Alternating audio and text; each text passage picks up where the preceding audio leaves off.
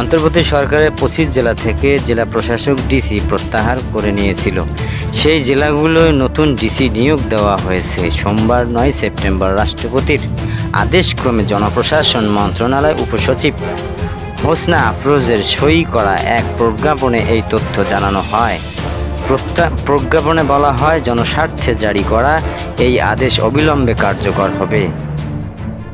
জেলাগুলো হলো ঢাকা, ফরিদপুর, কুষ্টিয়া, ঝিনাইদহ, মাগুরা, রংপুর, গাইবান্ধা, সিলেট, হবিগঞ্জ, ময়মনসিংহ, শেরপুর, নওগাঁ, নাটোর, পাবনা, বগুড়া, জয়পুরহাট, কক্সবাজার, চট্টগ্রাম, নোয়াখালী, চাঁদপুর, গাজীপুর, কুমিল্লা, মৌলভীবাজার, খুলনা ও গোপালগঞ্জ।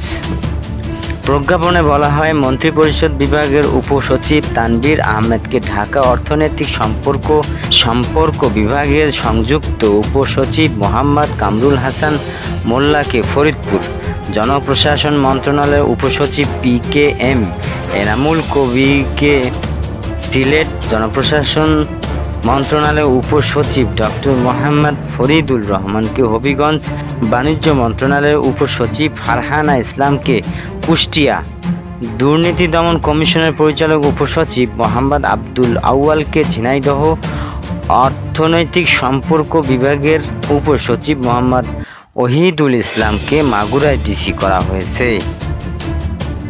কৃষি মন্ত্রণালয়ের উপসচিব মোহাম্মদ রবিউল ফয়সালকে রংপুর, মন্ত্রিপরিষদ বিভাগের সংযুক্ত উপসচিব চৌধুরী মুয়াজ্জেম আহমেদকে গাইবান্ধা, স্বাস্থ্য, শিক্ষা ও পরিবার কল্যাণ বিভাগের উপসচিব মোহাম্মদ মফিজুল ইসলামকে পাবনা, জনপ্রশাসন মন্ত্রণালয়ের উপসচিব হোসনা আফরোজকে বগুড়া, বঙ্গবন্ধুর হাইটেক সিটি 2 এর সহায়ক অবকাঠামো নির্মাণ প্রকল্পের প্রকল্প পরিচালক মোহাম্মদ সাইদুজ্জামানকে জয়পুরহাটে ডিসি নিয়োগ দেওয়া হয়েছে।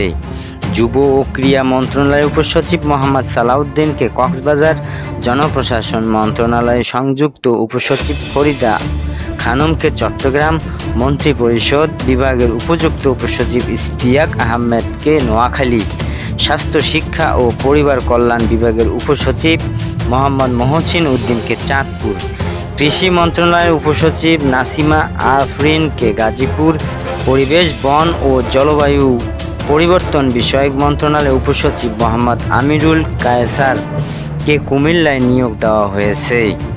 বরিশাল সিটি কর্পোরেশনের প্রধান নির্বাহী কর্মকর্তা মোহাম্মদ ইসরাইল হোসেনকে মৌলভীবাজার, জনপ্রশাসন মন্ত্রণালয়ের উপসচিব মোহাম্মদ সাইফুল ইসলামকে খুলনা এবং ঢাকা হজ অফিসের পরিচালক মাহমুদ কামরুজ্জামানকে গোপালগঞ্জে ডিসি নিয়োগ দেওয়া হয়েছে।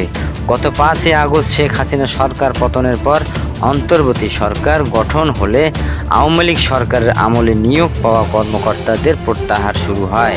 গত 20 আগস্ট জনপ্রশাসন মন্ত্রণালয় থেকে পৃথক প্রজ্ঞাপন জারি করে 25 জেলা প্রশাসককে প্রত্যাহার করে নেওয়া হয়। ওই দিন আরেক আদেশে ঢাকা, সিলেট, হবিগঞ্জ, ময়মনসিংহ, মাগুরা, রংপুর, গাইবান্ধা, নওগাঁ, নাটোর, কক্সবাজার, চট্টগ্রাম, নোয়াখালী, গাজীপুর, কুমিল্লা, মৌলভীবাজার, খুলনা, গোপালগঞ্জ জেলা প্রশাসককে প্রত্যাহার করা হয়েছে।